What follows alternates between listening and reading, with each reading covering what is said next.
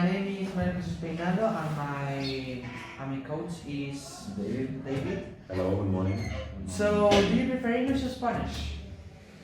It depends. If I'm in England, I prefer English, Okay. and if I'm in Spain, probably Spanish.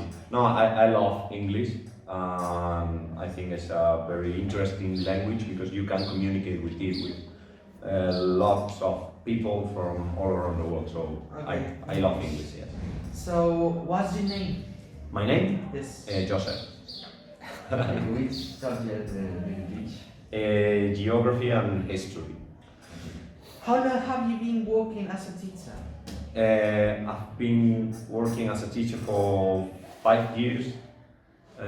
Although before these years I have been doing some other works, jobs, but yes, in a high school for 5 years. And in this school, how you been teaching in this school? 2 years, the last one and this one, yes. Okay, where did you learn to speak English? In England, because in my high school I learned a lot of grammar, but not just how to speak.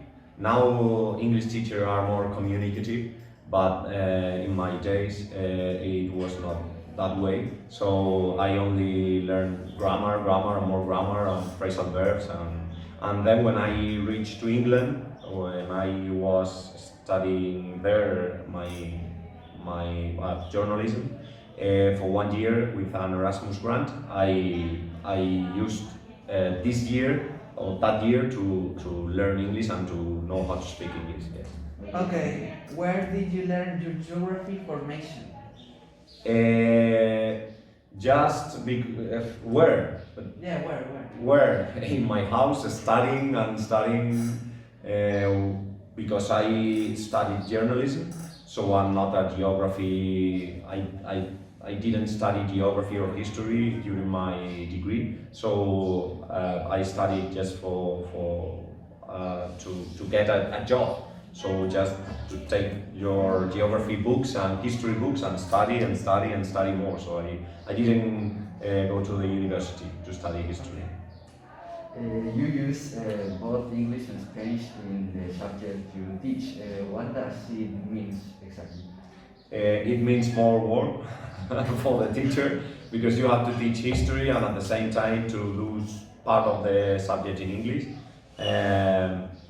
It could be interesting if you have time enough to do interesting activities, and I think for the students it's interesting. I repeat, if you have time enough and probably you have a good computer, you have students who at least have some I don't know how to say some idea of how to speak English or understand English, because it's very difficult to teach a subject in English if the person who is seated in front of you doesn't know anything about English.